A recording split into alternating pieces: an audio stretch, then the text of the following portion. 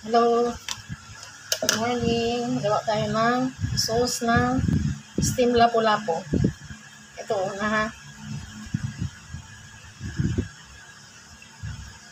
2 tablespoon of toyo, soy sauce, half teaspoon paminta, kasi half kilo lang yung lapu-lapu ko.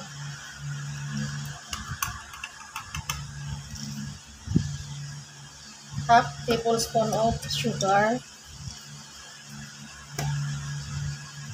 1 teaspoon of sesame oil, half teaspoon of oyster sauce. Yan lang.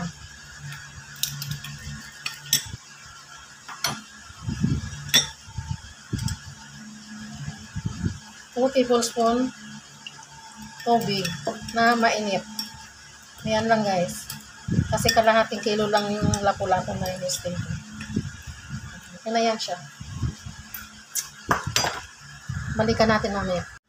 Ito na guys, steam na natin ang lapu-lapu. Half kilo lang to. 15 minutes. Yan, gandang karami.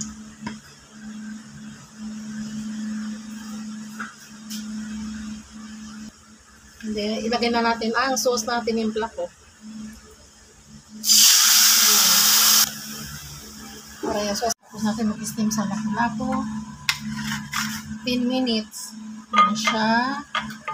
Steam lapu-lapu. Ilagay tayo ng sibuyas sa ibabaw. Ayan. Sibuyas.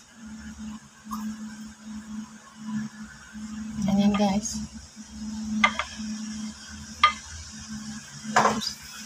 Ibuhos natin sa ibabaw yung sauce. Ganyan lang kasimple magawa ng lapu-lapu steam. Ganyan guys.